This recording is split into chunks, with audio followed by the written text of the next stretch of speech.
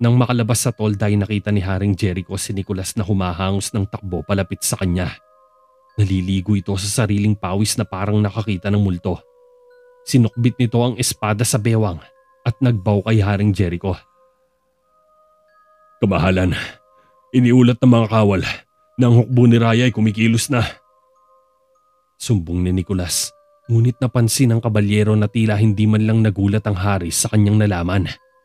Tumingin ito sandali sa buong paligid. "Aatake siya bago matapos ang gabi. Sabihin sa mga tao na maghanda na. Ngayon na natin sisimulan ang gyera." Makapangyarihang utos ni Haring Jericho sa kabalyero. "Opo, kamahalan." Kumilos na agad si Nicolas. Nakita ni Haring Jericho na nakatayo si Ramon at Kael sa malapit. "Kael! Ramon!" Lumapit ang mga ito kay Haring Jericho. "Ikalat ninyo ang mga tao sa likuran natin. Maghanap kayo ng isang nakatagong landas na humahantong sa mga bundok. Gusto niya tayong ipitin, kaya kailangan natin silang mapigilan bago pa nila magawang makapwesto sa lugar na yon." Makapangyarihang sabi ni Haring Jericho kina Ramon at Kael. Inutusan niya agad ang dalawa na manguna sa isang pagmamasid at akayin ng isang grupo ng elit na mga kabalyero upang hanapin ang sikretong landas para maudlot ang pinaplano ni Raya. Tumango at agad na kumilos ang dalawa para pangunahan ng isang grupo na didiretso sa gawing kanluran ng Kamlan. Agad tinipon ni Ramon ang ilang mga kabalyerong nakaupo sa malaking bonfire. Ipinaliwanag ni Ramon ang kanilang mga gagawin at matapos ang mabilisang instruksyon ay agad na gumayak ang pangkat upang hanapin ang lihim na daan para tambangan ng isang malaking hukbo ng pinagsamang mga Sakson at Barbaro. Nang mahanap ang sikretong landas na sinasabi ni Haring Jericho, ay maingat na nagtago sina Ramon sa ibabaw ng malaking batuhan. Itinaas ni Ramon ang kamay at huminto ang lahat sa pagkilos. Nagkubli sila sa madidilim na sulok ng batuhan. Natatanaw ni na Ramon at Kael ang malaking hukbo na nagmamarcha sa ibabang bahagi ng burol na may kanya-kanyang dalang sulo kung saan makikita pang mag-isa lang itong pinamumunuan ni Byron. Suminyas si Ramon sa lahat na maghanda sa pagsurpresa sa mga kalaban. Samantala, hawak naman ni Haring Jericho ang sandata habang nakatayo sa harap ng kanyang hukbo. Nakatukod sa lupa ang espada niya kung saan seryoso itong nakatitig sa kanyang mga tauhan upang magbigay ng isang huling mensahe sa kanila tungkol sa digmaan. "Ngayong gabi, makikipaglaban tayo. Ngayong gabi tatapusin natin ang digmaang ito. Wawakasan natin ang isang digmaan na kasing tanda ng lupaing ito. Digmaan laban sa paniniil, kasakiman at kasamaan. Hindi lahat ay sasalubungin ng bukang liwayway. May mabubuhay, may mamamatay. Ngunit ang bawat isa sa inyo'y lumalaban ng may karangalan at may pagmamalaki. Hindi lang tayo lumalaban para sa ating mga buhay. Lumalaban tayo para sa kinabukasan. Ang kinabukasan ng Terraveda. Ang kinabukasan ng bagong Albion. Ang kinabukasan ng 5 kaharian." Iniangat ni Haring Jericho ang kampilan sa ere na may pagpupugay sa sarili para sa kanyang mga tauhan at para sa inang bayan. "Para sa pagmamahal sa Terraveda!" sigaw niya. Kagaya niya'y isinigaw rin yon ng lahat at nagtaasan ng kanilang mga espada. Samantala, ipinapakita si Haring Jericho sa kristal kasama ng kanyang hukbo. Inayos ni Javier ang sarili matapos mapanood ang lahat ng nangyari. Paglingon niya sa likuran, namataan niya ang kanyang ama na nakatayo sa tabi ng tumpok na mga kristal kung saan malapit lamang sa malaking bato. Natutuwa siyang makita itong muli at pinasalamatan niya ang ama para sa kanyang patnubay. Ngunit mariing sinabi ni Baba Yagan na kasisimula pa lamang ng kanyang paglalakbay at dadalhin siya nito palabas sa Crystal Cave kung saan mabubunyag ang kanyang tunay na pagkatao. "Salamat para sa iyong tulong, sa iyong gabay. Natutuwa akong makita kang muli." Wika pa ni Javier. Nagbigay lang ako ng lakas. Tumayo ka sa sarili mong mga paa, Javier, na siyang palagi mong ginagawa. Huwag kang matatakot sa mga pagsubok na kakaharapin mo at lagi mong tatandaan na maniwala ka lang sa iyong sarili. Maniwala ka sa iyong kakayahan at makakaya mo lahat ng suliranin sa mundo. Mahabang tugon ni Baba Yagan. Tulad ng ginawa mo, Ama, susundan ko lang ang iyong mga yapak. Ani Javier. Napangiti naman si Baba Yagan pero agad itong nabura matapos maalala ang isang bagay. Kakasimula pa lang ng iyong tadhana. Meron ka pang kapangyarihan na hindi mo pa kayang isipin. Sa puso lamang ng kuwebang ito malalaman ang tunay mong pagkatao. Sabay inakay siya ng ama sa gitna ng kuweba.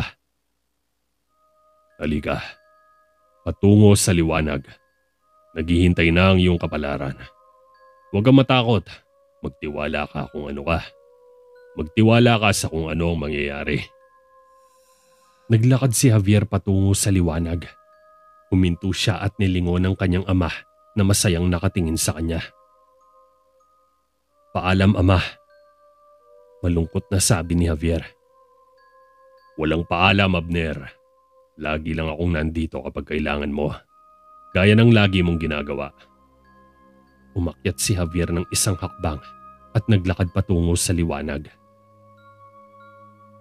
Sa pagsisimula ng labanan sa Kamlan, ang bawat hukbo ng magkalabang panig ay nakatayong magkaharap sa isa't isa. Mga ilang metro ang kanilang mga distansya. Inangat ng mga Saxon warrior ang kanilang mga kalasag upang maghanda. Nakatayo si Raya sa gilid ng bangin na nanonood. Hinugot ni Haring Jericho ang kanyang espada at itinaas ito sa ere bilang senyas sa pagsisimula ng laban. Sumunod sa akin!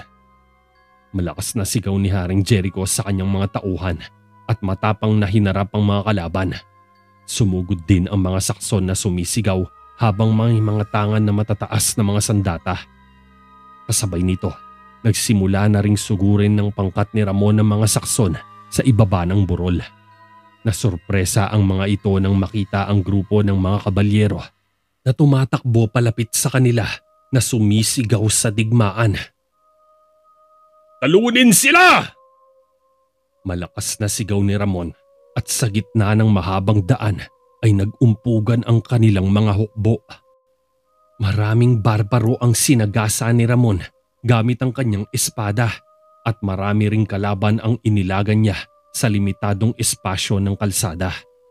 Sinamahan siya ni Kael na walang humpay na tinataga ang nakakaharap na mga Sakson. Animoy tinig sa impyerno ang sigawan ng mga tao sa gitna ng labanan. Napuno ng usok at alikabok ang mahabang daan kung saan magkahalong maririnig ang hiyawan at tunog ng mga sandatang nag-uumpugan sa bawat isa.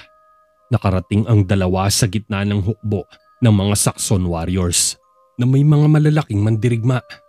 Tinignan ni Kael si Ramon at agad namang gumawa ng hakbangang bruskong kabalyero.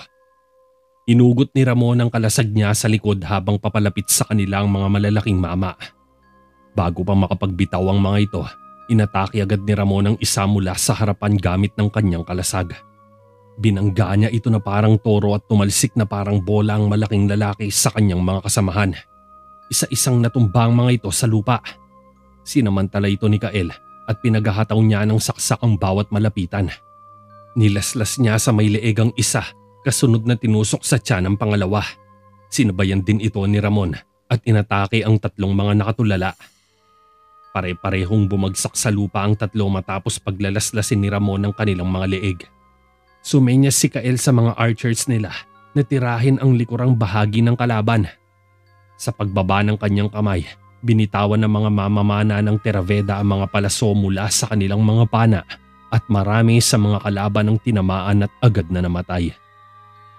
Sa pangalawa pang bitaw, umandusay ang 300 mga kaaway na pare-parehong tinamaan sa leeg at ulo. Animoy umuulan ng palaso sa ere sa walang humpay na pagbitiw ng mga archers ng kanilang mga palaso. Halos hindi magkanda-ugaga ang mga kalaban sa pag-iwas na kung saan-saan na lang nagsusuot.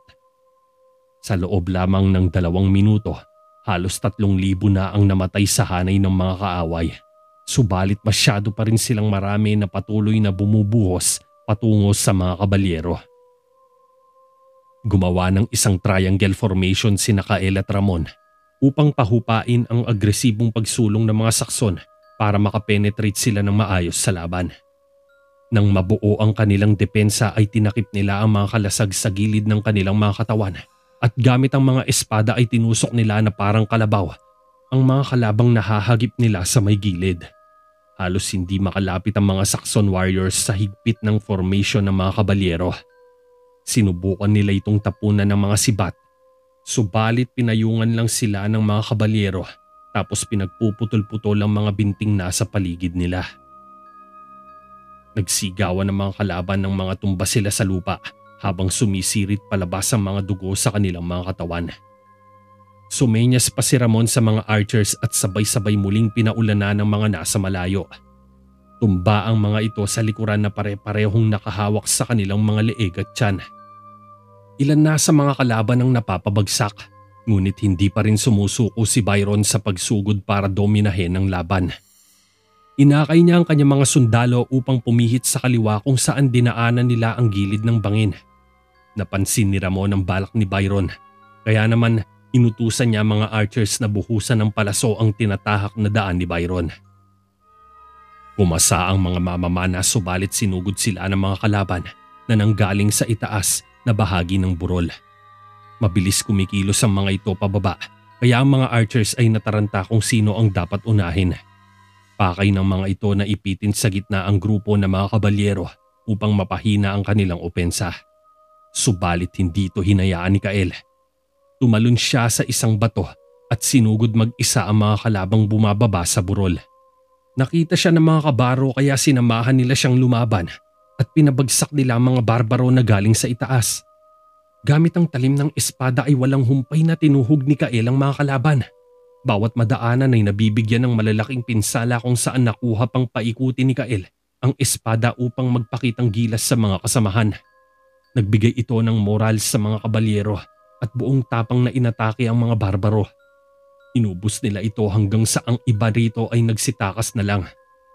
Dahil dito, itinuloy ng mga archers ang pagpapakawala nila ng mga pana at pinaulanan ng pwesto ni na Byron. Halos hindi magkandamayaw sa pag-iwas si na Byron na parang sinusundan sila ng mga palaso saan man sila lumiko.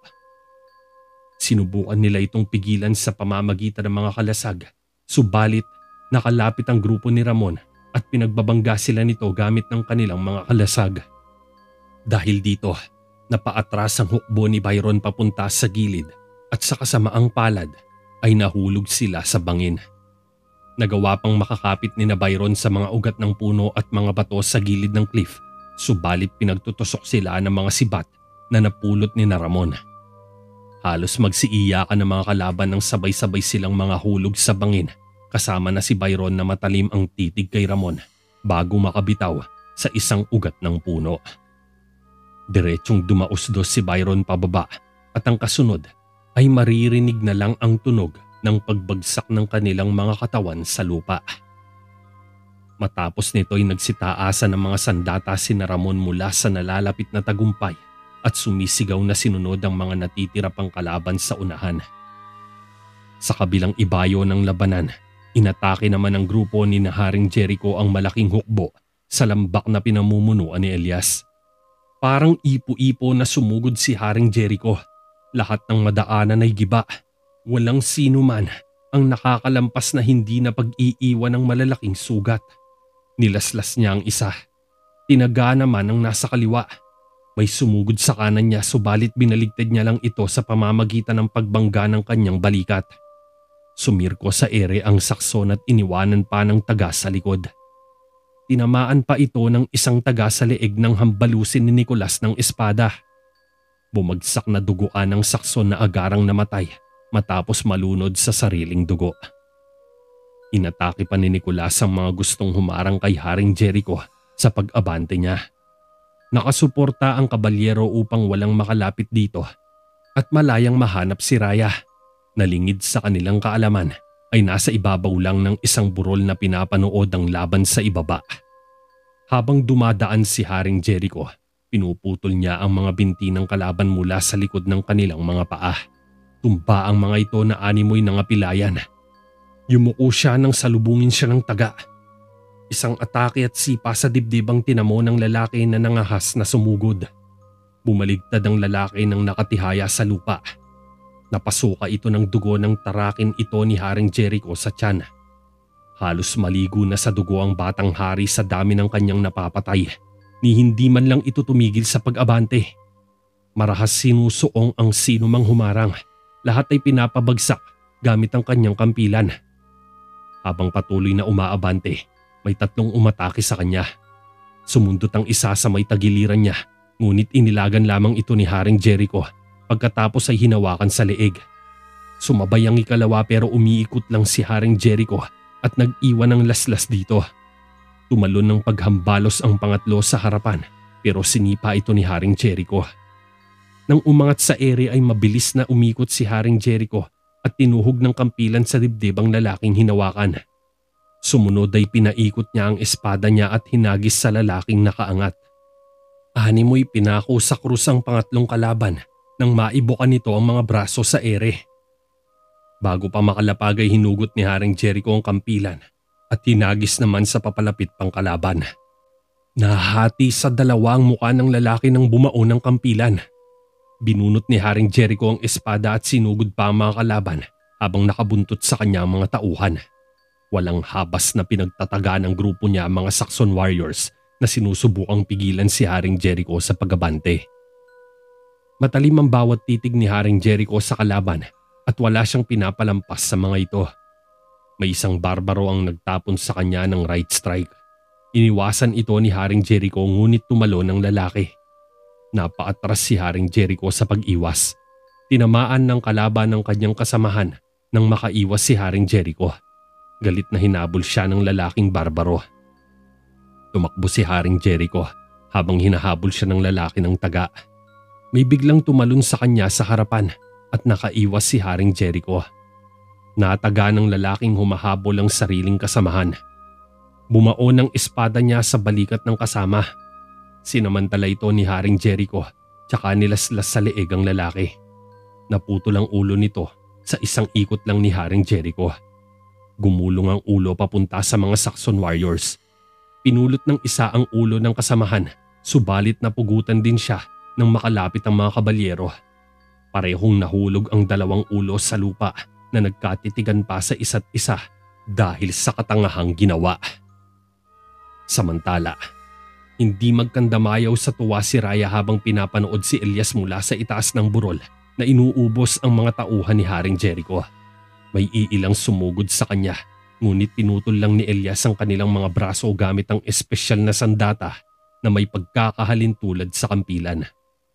Isa-isang sinagasa ni Elias ang isang pares na mga kabalyero. Halos wala isa man lang ang makalapit dahil sa bilis at liksi niyang kumilos. Patuloy siyang tumitingin sa paligid para tuntunin si Haring Jericho na malapit nang makarating sa kanya. Galit na galit niyang hinahanap ang batang hari upang tapusin agad sa pamamagitan ng bagong replika ng kampilan. Samantala, pinalipad naman ni Javier ang malalaking batong humarang sa pintuan gamit ang isang malakas na spell. Pagkatapos, tumagos siya sa barikada ng nakabalat kayo bilang ermitanyong si Barracuda. Galit na lumabas si Barracuda mula sa kuweba ng mga kristal na nakapulang balabal at may hawak na tungkod.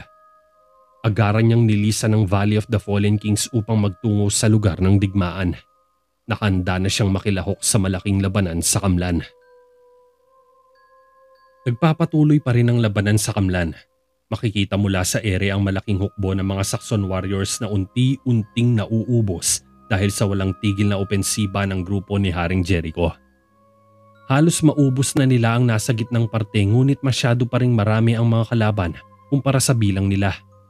Gayunpaman, hindi pa rin tumitigil sina Haring Jericho sa pakikibaka para tapusin na ang digmaang ito. Saganang kay Haring Jericho, ito lamang ang naiisip niyang paraan upang magkaroon na ng tunay na kapayapaan sa 5 malalaking kaharian. Habang patuloy na lumalaban si Haring Jericho sa mga Saxon warriors, ay makikita naman ang isang figura ng ermitanyong mabilis na binabagtas ang kakahuyan gamit ang isang puting kabayo. Mas lalo pang pinatuli ni Barracuda ang takbo para hanggat maaari makarating siya ng maaga sa kamlan. Samantala, malapit nang magkita ng landas ang dalawa. Sa patuloy na mararahas na mga kilos ay walang sino man ang makakapigil para hindi sila magtagpo. Sunod-sunod ang pagpapaulan ng mabibigat na atake ni Haring Jericho habang si Elias naman ay nagpapatuloy lang din sa pag-ubos sa mga nakakasalubong na mga kabalyero. May isang tumaga sa likuran, ngunit mabilis itong naramdaman ni Haring Jericho. Nasalag niya ang atake at iniwanan niya ito ng 3 laslas sa leeg na halos ikaputol ng ulo ng lalaki. 2 barbaro ang sumugod sa kaliwat kanan ni Haring Jericho na parehong tumaga sa kanya. Hinugot niya ang punyal at itinapon sa kanan. Tinamaan nito sa dibdib, tsaka niya sinipa ang isa sa kaliwa. Tumilapon nito ngunit tumatake ulit. Isang sipa ulit ang tumama sa mukha ng barbaro. Sa mabilis na kilos ay nakalapit agad si Haring Jericho at hinawakan sa baluti ang barbaro. Tumigil ang kanyang pag-atras subalit tinanggap naman niya ang isang saksak ng kampilan. Sumuka ito ng dugo sa harap ni Haring Jericho. Hindi pa nakontento ang batang hari at tinarak pang muli ang kampilan. Namatay agad ang barbaro nang hugutin ni Haring Jericho ang espada pagkatapos ay ibinato niya sa isang tumatakbong sakson. Animoy sumalo ng palakol ang lalaki matapos salubungin ng umiikot na espada. Marami-rami na ang naliligpit na mga sakson at barbaro si Haring Jericho pero hindi pa rin niya matagpuan ang kapatid. Nalingid sa kanyang kaalaman ay nanatili lang sa pagmamasid kay Elias habang walang habas na inuubos ang mga kabalyero sa paligid. Walang awa din itong pumaslang na lahat ng kanyang napapatay ay pare-parehong may tabas sa iba't ibang bahagi ng katawan.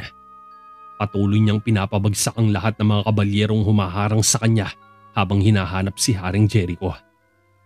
Habang walang tigil siya sa paghahanap kay Haring Jericho ay biglang pinalibutan siya ng mga kabalyero. Nakita ito ni Raya kaya itinapon niya ang mga ito sa isang kislap ng kanyang mga mata. Lumingon si Elias sa ere at tumingala sa kanya. Tumangulang si Raya kay Elias kaya naglakad na ito para muling hanapin si Haring Jericho. Maraming bangkay na ng mga kalaban ang nakahandusay sa lupa na lahat ay tumataghoy sa hirap at sakit. Wala na ring pag-asang mabuhay ang mga ito dahil sa malubha nilang mga tama. Ganito nila nakikita ang kanilang mga sarili kung gaano kalupit ang digmaan na walang bandilang pinaglalaban. Samantala, tuloy lang ang mabilis na takbo ng ermitanyong si Barracuda. Magbubukang liwayway na nang makarating siya sa maliit na nayon ng Stowell. Nakita niya ang bangkay ng mga inosente na basta na lang iniwan ng mga sakson na parang basura sa gilid ng daan. Ni hindi man lang sila binigyan ng disenteng libing. Unti-unti nang nabubulok ang kanilang mga katawan at nangangamoy sa paligid. Dahil dito, malungkot na lang na nilagpasan ni Barracuda ang mga bangkay sa kalsada at mas lalong pinabilis ng takbo ang puting kabayo. Habang nakikipaglaban ng mga kabalyero ay isang malakas na tili ang kanilang narinig at laking gulat nila nang makitang lumilipad sa itaas si Medusa. Tumingala din si Haring Jericho sa ere at nakita siya. Bumulusok pababa si Medusa. Nagsidapaan ang lahat nang bumuga sa kanila ng malaking apoy si Medusa. Lumipad ito palayo nang mapahinto sa laban ng grupo. Sumama ang loob ni Haring Jericho dahil isang panibagong kalaban na naman ang kakaharapin nila. Samantala, halos hindi magkanda o gagasin ang Mang Rigor at Reyna Michelle sa pag-aasikaso sa mga nasugatan sa loob ng malaking tolda na ginawa nilang shift hospital. Pumasok si Reyna Michelle sa tolda na naghahanap ng benda dahil naubusan ito sa dami ng inasikaso sa labas. "May benda pa ba kayo? Kailangan ko ng bendahe. Sinong meron?" Lumapit ito sa isang mesa nang makitang may mga bendaheng nakalatag dito. Isang kabalyero ang nakapasok sa tolda habang hinahabol siya ng isang sakson na may dalang palakol. Hinarangan ng isang kabalyero ang kanyang pag-atake. Nakaligtaan ang kabalyerong hinahabol ngunit natumba naman ang nagtanggol ng sipain ito sa tiyan ng marahas na sakson. Bumulasak sa lupa ang kabalyero at hindi kaagad nakatayo. Itinaas ng sakson ang palakol para tagain siya sa ulo, ngunit tinuhod niya ang binti nito. Nabuwal ng ilang dipa ang Saxon warrior. Tumayo ang kabalyero para tapusin ang Saxon pero gamit ng palakol, itinulak siya pabalik at sinipa sa isang mesa. Wasak ang lamesa nang bumalandra ang kabalyero. Nabitawan niya ang espada sa malayo. Agad na itinaas ng Saxon ang palakol sa itaas ng kanyang ulo para sa pagpatay. Subalit bago pa man nito maiunday ang sandata ay sinaksak siya ni Reyna Michelle sa likod gamit ang espada ng kabalyero. Napahawak sa likod ang Saxon habang dahan-dahan na humaharap kay Reyna Michelle. Sinubukan niyang hugutin ang espada ngunit masyado itong malalim. Napaatras sa takot ang Reyna patungo sa sulok ng ibabato na ng Saxon ng palakol. Biglang nahimatay ang Saxon ng isang taong humampas sa kanyang likod gamit ang kahoy. Nakahinga ng maluwag si Reyna Michelle nang makita si Mang Rigor na hawak ang putol na piraso ng kahoy. Agad siyang inakay ni Mang Rigor na makatayo. Pagkatapos ay tinulungan din nilang makatayo ang kabalyero.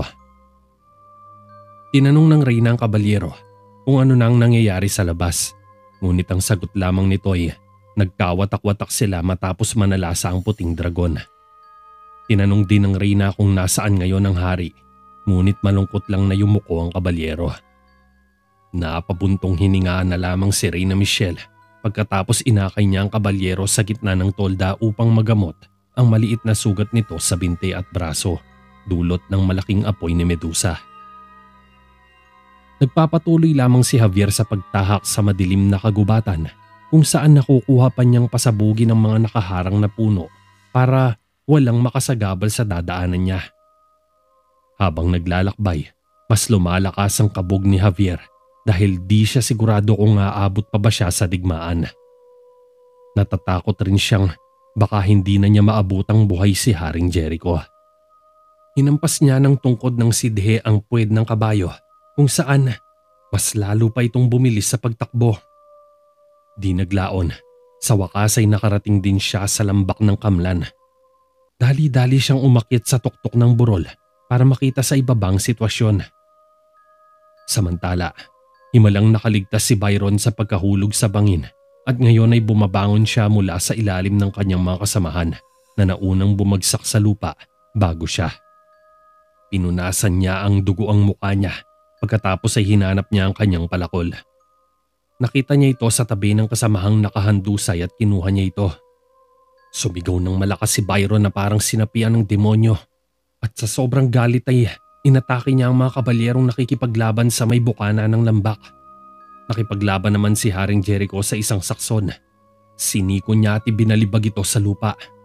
Sinugod niya ang isa pang Saxon na nakapatay ng isang kabalyero at galit na hiniwaan sa leeg pagkatapos ay tinuhog niya ng kampilan. Matapos nito'y isang grupo ng mga Saxon ang sumugod kay Haring Jericho ngunit bago pa sila makalapit ay isang nanggagalaiting kidlat ang nagpatumba sa kanilang lahat. Dumating ang isa pang grupo mula sa kabilang panig. Subalit ilang dipa pa lang ang distansya nila mula kay Haring Jericho ay tinamaan na sila ng kidlat na animoy malaking kuryenteng dumaloy sa kalangitan. Napatingin si Haring Jericho sa paligid ngunit wala siyang nakikita. Tumingala siya sa ere at laking gulat niya nang makitang sa tuktok ng burol ang pamilyar na figura. Nakita niyang muli ang ermitanyong matanda na gumamot sa kanyang ama at nagkatitigan sila ng ilang segundo. Binabaan pa ni Barracuda ng kidlat ang isa pang grupo ng mga Saxon na nagtatangkang lumapit sa batang hari. Tila nagliliwanag ang kalangitan dahil sa mga kuryenteng binabagsak ni Barracuda sa mga Saxon. Tumilapon sa iba't ibang direksyon ng mga ito matapos tamaan ng nanggagalaiting kidlat na mula sa tungkod ng sidhe. Nakita naman ni Raya ang buong pangyayari kaya galit na galit itong sumigaw sa kanya. "Abner!" Sigaw ni Raya na nanlilisik ang mga mata. Mabilis na tinutok ni Barracuda ang tungkod nito. Nangisay si Raya ng tamaan ng kidlat. Tumilapon nito mula sa kinatutungtungang maliit na burol at napunta siya sa mga patay na nakakalat sa ibaba ng burol. Nawala ng malay si Raya nang tumama ang ulo niya sa isang bato. Pagkatapos nito'y pinabagsak pa ni Barracuda ang higit pang mga Saxon na nasa paligid ng lambak kung saan pinagmamasdan lang ni Haring Jericho ang bawat pagbagsak nila. Halos sumabog at madurog ang mga katawan ng sino mang matamaan ng kidlat. Yung iba ay tumatalsik patungo sa kanilang mga kasama pero karamihan ay nawawasak sa mismong kinatatayuan nila. Nang maramdaman naman ni Medusa na tila hindi kumikibo ang kanyang amo, ay bumalik siya sa lugar ng labanan para umatake ulit sa mga kabalyero. Subalit nakita siya ni Barracuda habang lumilipad sa kalangitan. "Nundegedeis kein, kay ebois epeesin, hepistay, weyes!" Sigaw ni Barracuda sa lengguwahe ng mga dragon. Mabilis na itinigil ni Medusa ang kanyang pag-atake at umalis sa lugar. Napatingin tuloy si Haring Jericho kay Barracuda. Tinitigan lang siya ng ermitanyo ng diretso.